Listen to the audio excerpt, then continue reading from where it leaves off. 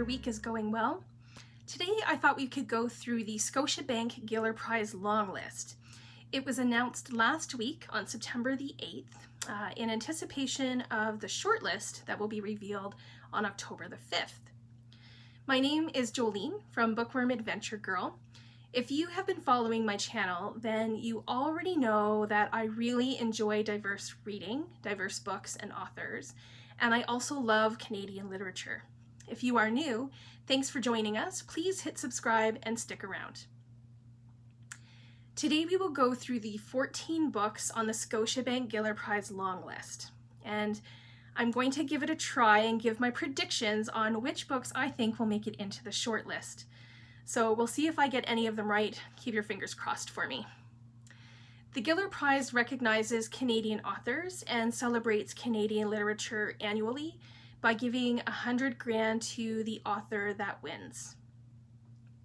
Last year's winner was Ian Williams for Reproduction, which is coming up on my reading pile. I've talked about Ian Williams before in previous videos, and I'm sad to say that I still need to read this book, and I also need to read several more from this year's long list. This year the 14 books were chosen from 118 books. They are a mix of short stories, novels, and a variety of genres. The first book is Ridgerunner by Gil Adamson. This is a historical Western mystery that takes place in 1917 in Alberta and crosses the border into Montana. This is a character-driven novel with William Morland, who is a well-known thief. He's the Ridgerunner. His plan is to steal enough money to secure a future for his son. And Jack Bolton is 12 years old and has been left with a nun who keeps him secluded in her house. And Jack eventually tries to get away, and he tries to get back to his family cabin, and he takes something of the nun's with him that the nun will do absolutely anything in order to get back. The second book is Hear the Dark by David Bergen. David Bergen has won the Giller Prize before in 2005 with his novel The Time in Between. This time he is on the long list with a collection of short stories. Some of the stories take place in Vietnam and others take place on the Canadian prairies. Next is another previous Giller Prize winner, Lynn Coady, who won with her short story collection Hellgoing in 2013. This year her novel Watching You Without Me is up for the prize, and this is a mystery that takes place in Nova Scotia.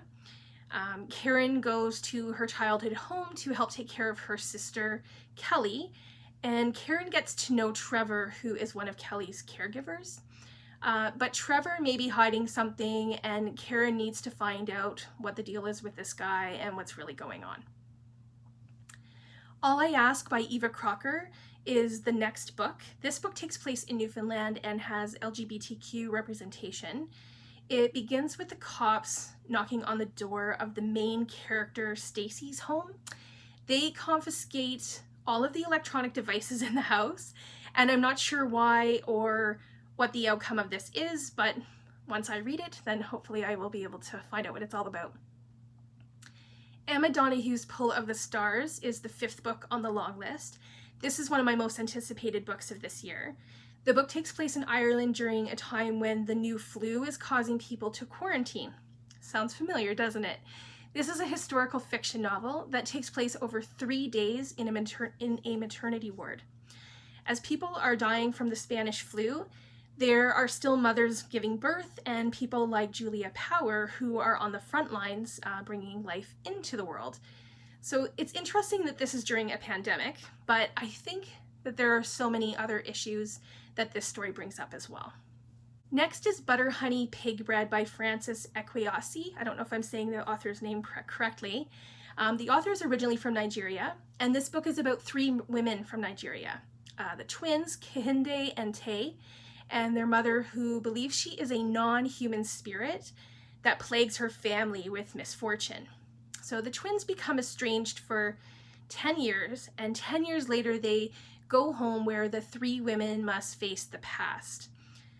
I think that this book is good for readers of authors like Chimamanda Ngozi Adichie. Butter Honey Pig Bread is a story of choices and consequences, motherhood, queer love, friendship, faith, and of course family. The 7th book is Five Little Indians, which is a debut novel by Michelle Good, who is a Cree writer from Saskatchewan.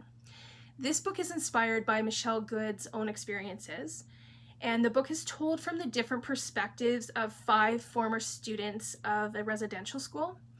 When they finally get to leave the school, they aren't returned to their families, but they are sent to Vancouver, and we learn how each one takes a different path and how they survive.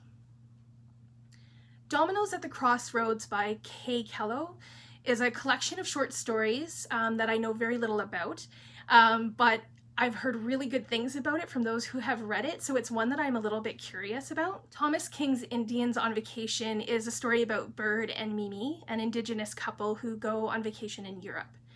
This book talks about some serious issues in its story, but it's also witty and funny.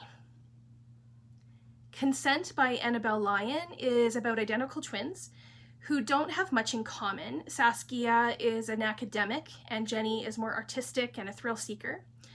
And Jenny becomes injured and Saskia has to take care of her. And Sarah and Maddie are also a set of twins who have a complicated relationship. Maddie has an intellectual disability and Sarah likes finer things in life. And then their mother dies, and Sarah now has the responsibility of taking care of Maddie. These sisters become intertwined in this story. Polar Vortex by Shani Mootoo is up next.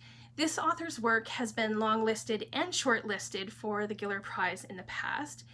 In Polar Vortex, Priya and Alex, a lesbian couple in their 50s, have just moved to a small Ontario town. Priya reconnects with an old university friend, and facing the past, this brings up insecurities and causes problems within Priya and Alex's relationship. The 12th book is The Glass Hotel by Emily St. John Mandel. This is a mystery novel where a woman goes missing from a container ship.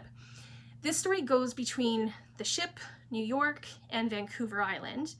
And there's a Ponzi scheme and some ghosts and lots of characters who throughout the book are interconnected. Clyde Fans by Seth is the most mysterious book on the list to me. This graphic novel, or picture novel as the author calls it, has been 20 years in the making. This story is about the Matchcard family. 2 brothers take over the family business, and when the business begins to fail, their mother also descends into Alzheimer's. The author Seth is a well-known cartoonist, and this is probably the book that falls the most outside of my comfort zone, so I will have to read it just to see what it's all about. The last book on the long list is How to Pronounce Knife by Souvankham, Thammavongsa. I don't know if I'm saying that name correctly. I read this earlier this year and did say in my review that this is one of the best short story collections I've ever read. The 14 stories are about Laotian refugees and experiences.